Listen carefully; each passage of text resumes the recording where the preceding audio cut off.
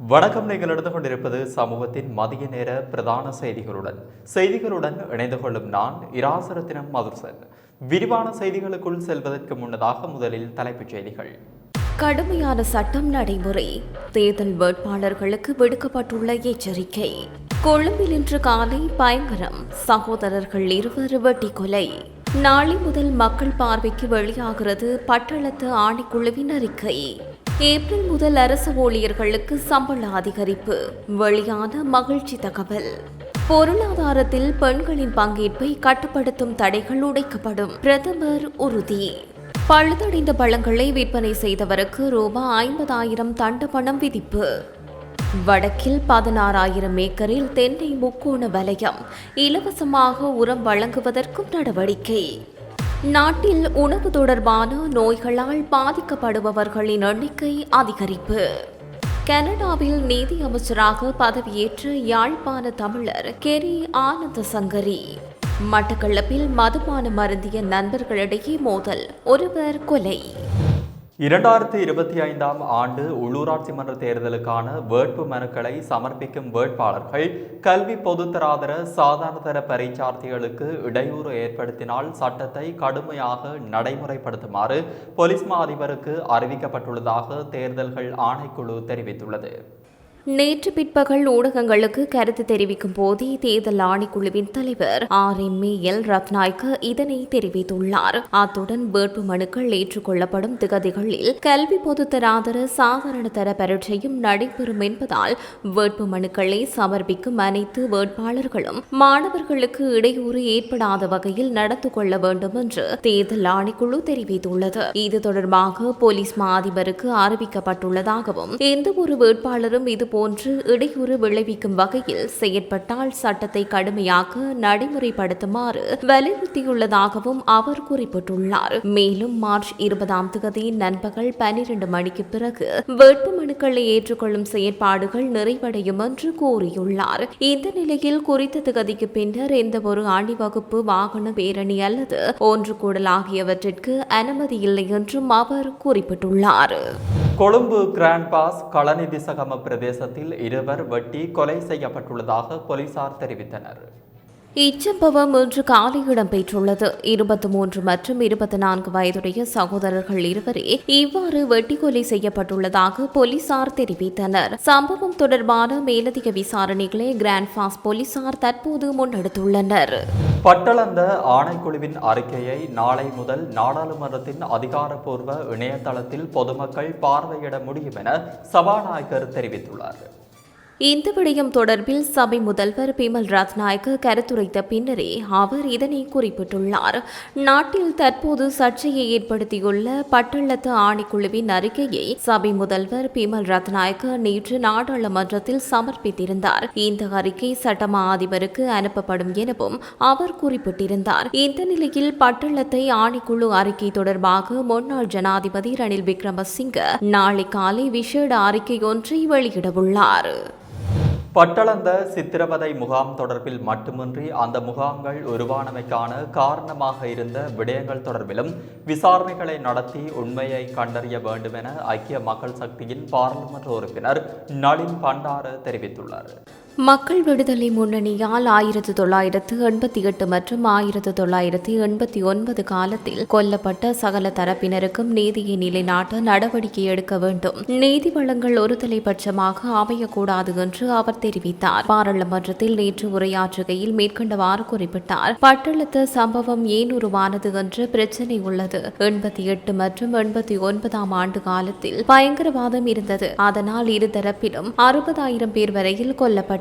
கிராம சேவகர்கள், வைத்தியர்கள், போலீசார் மிளிச்சத்தனமாக கொல்லப்பட்டனர். இந்த வரலாறு மூடப்பட்டிருந்தது. அரசாங்கம் ஆட்சிக்கு வந்த மறுநாளே நினைவுக்கு வர வேண்டிய விடயம் அல் ஜசீராவில் கூறப்பட்டதை தொடர்ந்தே இது நினைவுக்கு வந்துள்ளது. இந்த விடயம் தொடர்பில் தேடி அறிந்து அது தொடர்பில் நியாயத்தை நிலைநாட்ட வேண்டும் என்றார்.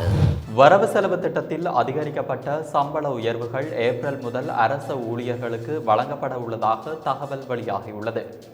தமிழ் சிங்கள புத்தாண்டை கொண்டாடும் வகையில் மாத சம்பளம் வழங்குவதற்கான வழக்கமான திகதிக்கு முன்னதாக ஏப்ரல் 10ஆம் திகதி அவற்றை வழங்கவும் அரசாங்கம் தயாராகி வருகிறது என தகவல் வெளியாகியுள்ளது. 2025ஆம் ஆண்டுக்கான வரவு செலவு திட்டம் எதிர்வரும் 21ஆம் திகதி நிறைவேற்றப்பட்ட பின்னர் ஒரு வார கால பகுதியில் அதிகரிக்கப்பட்ட சம்பளம் மற்றும் ஊக்கத்தொகைகள் தொடர்பான சுற்றறிக்கையை வெளியிட அரசாங்கம் நடவடிக்கை எடுத்துள்ளது. அரசு ஊழியர்களின் குறைந்தபட்ச மாதாந்த அடிப்படை சம்பளத்தை 24,250 ரூபாயிலிருந்து 40,000 ரூபாவாக 15,750 ரூபாயால் அதிகரிக்கவும் தற்காலிக இடைக்கால கொடுப்பனவு மற்றும் சிறப்பு கொடுப்பனவுகளை அடிப்படை சம்பளத்தில் இணைக்கவும் வரவு செலவு திட்டத்தில் யோசனை முன்வைக்கப்பட்டுள்ளது.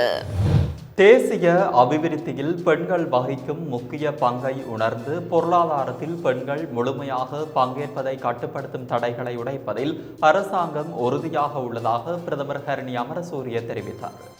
கொழும்பில் நேற்று இடம்பெற்ற நிகழ்வொன்றில் கலந்து கொண்டு உரையாற்றிய போது இதனை தெரிவித்த அவர் மேலும் குறிப்பிடுகையில், இலங்கையின் பொருளாதாரம் மற்றும் சமூக வளர்ச்சியில் பெண்கள் முக்கிய பங்கு வகிக்கின்றனர். அவர்களின் மகத்தான பங்களிப்பு இருந்த போதிலும் கட்டமைப்பு தடைகள் பொருளாதாரத்தில் அவர்களின் முழு பங்களிப்பையும் மட்டுப்படுத்தியுள்ளன. பெண்கள் வணிக தலைவர்கள், தொழில் முனைவோர் மற்றும் ஏற்றுமதியாளர்களாக முன்னேறக்கூடிய ஒரு பொருளாதாரத்தை உருவாக்குவதன் மூலம் இந்த தடைகளை உடைக்க எமது அரசாங்கம் உறுதி பூண்டுள்ளது. பெண் தொழில் முனைவோருக்கு உகந்த சூழலை உருவாக்குவதன் மூலம் குழந்தை பராமரிப்பு, முதியோர் பராமரிப்பு மற்றும் பெண்களின் பொருளாதார பங்களிப்பை கட்டுப்படுத்தும் மாற்றுத்திறனாளி சேவைகள் போன்ற துறைகளை வலுப்படுத்துவதன் மூலம் பெண்களுக்கு நிவாரணம் வழங்க நடவடிக்கை எடுக்கப்பட்டுள்ளது என்றார்.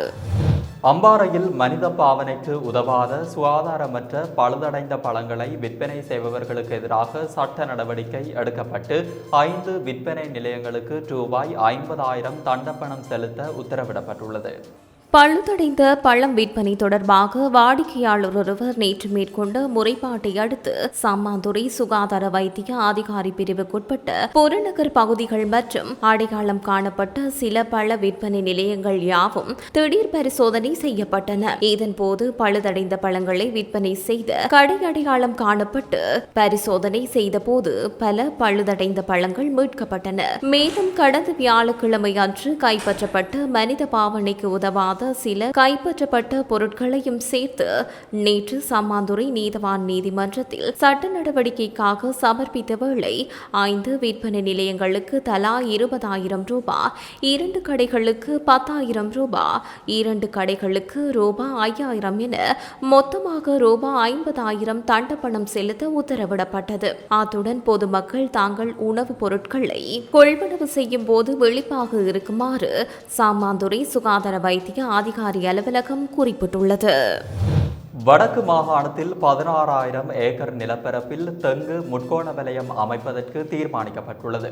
இதற்கு 5,500 மில்லியன் ரூபாய் ஒதுக்கப்பட்டுள்ளதாக பெருந்தோட்டத்துறை மற்றும் சமூக உட்கட்டமைப்பு அபிவிருத்தி அமைச்சர் சமந்த வித்யாரட்ன தெரிவித்தார். இலவசமாக தென்னங்கன்றுகள் மற்றும் உரம் வழங்குவதற்காக 819 லட்சம் ரூபாய் ஒதுக்கப்பட்டுள்ளதோடு நீர் விநியோகத்திற்கும் நிலப்பரப்புக்கு அமைய நிவாரணம் வழங்கப்படும் என தெரிவித்தார். பாராளுமன்றத்தில் நேற்று உரையாற்றுகையில் மேற்கண்டவாறு குறிப்பிட்டார். தேங்காய் விநியோகத்தில் தட்டுப்பாடு காணப்படுகிறது. ஒரு காலத்தில் இலங்கையிலிருந்து தேங்காய் ஏற்றுமதி செய்யப்பட்டது. ஆனால் தற்போது இறக்குமதி செய்யப்படுகிறது. அரசுக்கு சொந்தமான தென்னந்தோட்டங்களுக்கு கடந்த 5 ஆண்டு காலமாக உரம் வழங்கப்படவில்லை.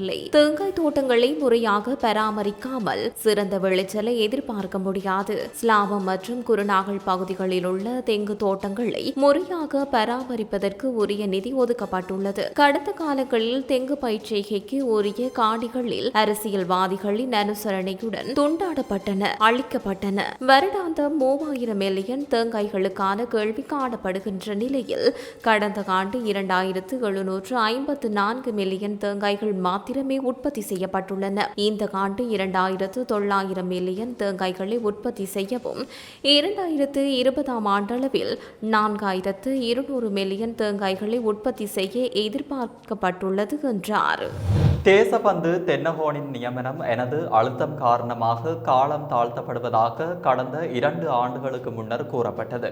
ஆனால் நான் அவரை மறைத்து வைத்திருப்பதாக கூறுகின்றனர் என முன்னாள் தேசிய பாதுகாப்பு ஆலோசகர் சாகல ரத்நாயக்க தெரிவித்தார். கொழும்பு ஃப்ளவர் வீதியில் நேற்று ஊடகங்களுக்கு கருத்து வெளியிடுகையில் அவர் இதனை தெரிவித்தார். இதற்கு முன்னரும் பி ஜெயசுந்தரம் மற்றும் காமினி செனவிரத்ன போன்றோர் மறைந்திருப்பதாக கூறப்பட்டது. தற்போது தேசபந்து தென்னகோன் மறைந்திருப்பதாக கூறுகின்றனர். கடந்த 2 ஆண்டுகளுக்கு முன்னர் எனது அழுத்தம் காரணமாகவே தேசபந்து தென்னகோனின் நியமன காலம் தாழ்த்தப்படுவதாக கூறினார். ஆனால் தற்போது நான் அவரை மறைத்து வைத்திருப்பதாக கூறுகின்றனர். இவை அனைத்தும் கற்பனைகளினால் கூறப்படும் கதைகளாகும். நீதிமன்ற தடை உத்தரவு பிறப்பிக்கப்பட்டுள்ள போலீஸ் மா அதிபரை கண்டுபிடிக்க முடியாத நிலைமை காணப்படுகிறதென்றால் இதுவே இன்றைய நிலவரமாகும் என்றார். மேலும் வேட்புமனு தொடர்பில் இதுவரை இறுதி தீர்மானம் எடுக்கப்படவில்லை.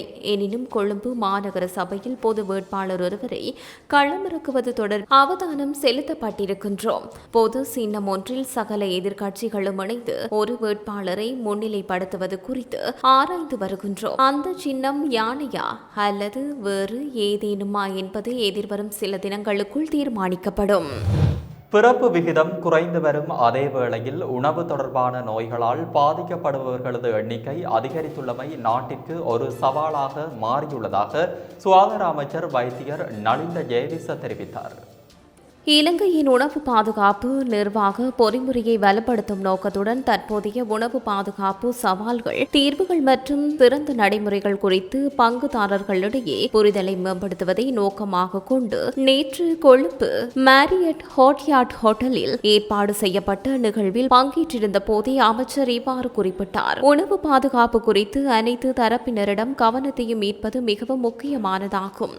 இச்செயல்முறையை உற்பத்தி புள்ளி விவரங்கள், தரவு மற்றும் ஒழுங்குமுறை ஆகிய அனைத்து துறைகளிலும் இணைந்து செயல்படுத்த வேண்டும். மின்னணு, அச்சு மற்றும் சமூக ஊடகங்கள் உட்பட அனைத்து ஊடகங்களுக்கும் உணவு பாதுகாப்பு குறித்து பொதுமக்களுக்கு விழிப்புணர்வை ஏற்படுத்தும் பொறுப்பை கொண்டுள்ளன. ஆகையால் ஊடகங்கள் பொறுப்புடன் செயல்படுவது மிக முக்கியம். ஐக்கிய நாடுகள் சபையின் உணவு மற்றும் வேளாண்மை அமைப்பு, ஐரோப்பிய ஒன்றியம் நிதியுதவி அளிக்கும் வேளாண் உணவுத்துறை திட்டத்திற்கான சிறந்த தரப்படுத்தப்பட்ட நடைமுறைகள் ஆகிய நிறுவனங்களும் நாட்டில் உணவு பாதுகாப்பு அமைப்பை நிறுவுவதற்கான அனைத்து ஆதரவுகளையும் வழங்க தயாராக உள்ளன என்றார். கனடா வரலாற்றில் முதன்முறையாக யாழ்ப்பாணத்தில் பிறந்தவரான கெரி ஆனந்த சங்கரி நீதி அமைச்சராக பதவியேற்றுள்ளார். இலங்கையின் மூத்த தமிழ் அரசியல்வாதியான தமிழ் விடுதலை கூட்டணியின் செயலாளர் நாயகம் வி ஆனந்த சங்கரியின் இளைய புதல்வரே கெரி ஆனந்தி சங்கரி இலங்கையில் காணப்பட்ட யுத்த சூழ்நிலையை அடுத்து தனது 13வது வயதில் புலம்பெயர்ந்த அவர் கனடா சென்றார். கனடாவில் தமிழ் இளைஞர்கள் மத்தியில் ஏற்படும் வன்முறைகளை தீர்த்து வைக்கும் வகையில் கனடாவில் இளைஞர்கள் சேவை நிலையம் ஒன்றை அவர் ஆரம்பித்துள்ளார். அத்தோடு கனடா தமிழ் சங்கத்தின் செயற்பாடுகளிலும் அவர் பெரும் பங்களிப்பை வழங்கியுள்ளதாக தெரிவிக்கப்படுகிறது. அத்துடன் கனேடிய தமிழ் காங்கிரஸ் அமைப்பின் வளர்ச்சிக்காகவும் அவர் முன்னின்று செயற்பட்டுள்ளார். இந்த நிலையில் கனடாவில் கடந்த 2019ஆம் ஆண்டு நாடாளுமன்ற தேர்தலில் ஒன்டாரியோ மாகாணத்தில் ஸ்காப்ட்ரோ ரோஷ்பாக் தொகுதியில் பெரும்பான்மை வாக்கு வித்தியாசத்தில் 2வது முறையாக கெரி ஆனந்த சங்கரி லிபரல் கட்சியின் நாடாளுமன்ற உறுப்பினராகி இருந்தார். இந்த நிலையில் கனடாவின் 24வது பிரதமராக மார்க் ஹார்னி நேற்று பதவியேற்றார். அதன்படி புதிய அமைச்சரவை பதவியேற்பின் போது கெரி ஆனந்த சங்கரி கனடாவின் நீதி அமைச்சராகவும், அட்டர்னி ஜெனரலாகவும் மற்றும் கிரவுன்ஸ் இண்டிஜினஸ் ரிலேஷன் மற்றும் வடக்கு விவகாரங்கள் அமைச்சராகவும் நியமிக்கப்பட்டுள்ளார். மட்டக்களப்பு வெள்ளாவளி போலீஸ் பிரிவில் உள்ள சின்னவத்தை பிரதேசத்தில் மதுபானம் அருந்த சென்ற 4 நண்பர்களுக்கிடையே ஏற்பட்ட வாய்த்தர்க்கத்தை அடுத்து ஒருவர் மீது 3 பேர் பொல்லால் தாக்கியதில் ஒருவர் உயிரிழந்துள்ளதாக போலீசார் தெரிவித்தனர். நேற்றைய தினம் இந்த சம்பவம் இடம்பெற்றுள்ளது. இதன்போது 3 பேரை கைது செய்துள்ளதாக வெள்ளாவள்ளி போலீசார் தெரிவித்தனர். வெள்ளாவள்ளி சின்னவத்தை பக்கி எல்ல பிரதேசத்தை சேர்ந்த 45 வயதுடைய புவனேந்திர ராசா என்பவரே இவ்வாறு உயிரிழந்துள்ளார். சம்பவ தினமான நேற்று பகல் 12 மணியளவில் கொலை செய்யப்பட்டதாக கூறப்படும் நபரும் அவருடைய 3 நண்பர்களும் சின்னவத்தை பகுதியில் உள்ள வயல் பகுதிக்கு சென்று ஒன்றாக இருந்து மதுபானம் அருந்தியுள்ளார்கள். இந்த நிலையில் குறித்த நபருக்கு மேனைய 3 நண்பர்களுக்கும் இடையே வாய்த்தக்கம் ஏற்பட்டதை அடுத்து அவர் மீது 3 பேரும் சேர்ந்து பொல்லால் தாக்கிவிட்டு அங்கிருந்து தப்பியோடியுள்ளதாக தெரிய வந்துள்ளது. குறித்த வயல் பகுதிக்கு அன்று பிற்பகல் சென்றிருந்த ஆவளி கிராம உத்தியோகத்தர் சடலம் ஒன்று இருப்பதை கண்டு போலீசாரிடம் தெரியப்படுத்தியதாக தெரிய வருகிறது. இதனையடுத்து குறித்த நபரை தாக்கி கொலை செய்த குற்றச்சாட்டின் பேரில் 3 பேர் கைது செய்யப்பட்டனர். இது தொடர்பான மேலதிக விசாரணைகளை வெள்ளாவளி போலீசார் மேற்கொண்டு வருகின்றனர். வெளிநாட்டுக்கு அனுப்புவதாக வாக்குறுதி வழங்கி 13,40,000 ரூபாய் பண மோசடி செய்த பெண் ஒருவர் கைது செய்யப்பட்டுள்ளார். நாரகன்பேட்டை போலீஸ் நிலையத்திற்கு கிடைத்த 3 முறைப்பாடுகள் தொடர்பில் நாரகன்பேட்டை போலீஸ் நிலைய அதிகாரிகள் குழு விசாரணைகளை ஆரம்பித்த நிலையில் நேற்று மாலை நாரகன்பேட்டை போலீஸ் நிலையத்திற்கு வருகை தந்த போதே சந்தேக நபர் கைது செய்யப்பட்டார். கொழும்பு 5 பகுதியில் வசிக்கும் 45 வயதுடைய பெண்ணொருவரே இவ்வாறு கைது செய்யப்பட்டுள்ளார். சந்தேக நபரிடம் முன்னெடுக்கப்பட்ட மேலதிக விசாரணையின் போது நாட்டின் பல்வேறு பகுதிகளிலும் வெளிநாட்டுக்கு அனுப்புவதாக தெரிவித்து இவ்வாறு பண மோசடி செய்துள்ளமை தெரிய வந்துள்ளது. கொழும்பு மோசடி விசாரணை பணியகம் வெள்ளவத்தை, வாத்துவ, மேகவத்து, ஹபரதுப மற்றும் கிரியுள்ள ஆகிய போலீஸ் நிலையங்களில் முறைப்பாடுகள் பதிவாகியுள்ளன.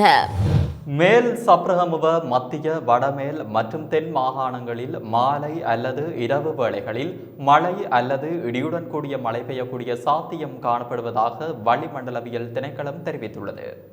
வடமத்திய, ஊவா மற்றும் கிழக்கு மாகாணங்களில் சில இடங்களில் மாலை அல்லது இரவில் மழை அல்லது இடியுடன் கூடிய மழை பெய்யக்கூடும் என வளிமண்டலவியல் திணைக்களம் வெளியிட்டுள்ள அறிக்கையில் குறிப்பிடப்பட்டுள்ளது. மேல் மற்றும் சப்ரகமுவ மாகாணங்களிலும் காலி, மாத்தறை மற்றும் குருநாகல் மாவட்டங்களிலும் சில இடங்களில் 50 மில்லிமீட்டர் வரை கனமழை பெய்யக்கூடும் என தெரிவிக்கப்பட்டுள்ளது. இடியுடன் கூடிய மழையுடன் தற்காலிக பலத்த காற்று வீசக்கூடும். மின்னல் தாக்கங்களினால் ஏற்படும் பாதிப்புகளை குறைத்துக் கொள்ள பொதுமக்கள் தேவையான முன்னெச்சரிக்கை நடவடிக்கைகளை எடுக்குமாறு வளிமண்டலவியல் திணைக்களம் கேட்டுக் கொண்டுள்ளது.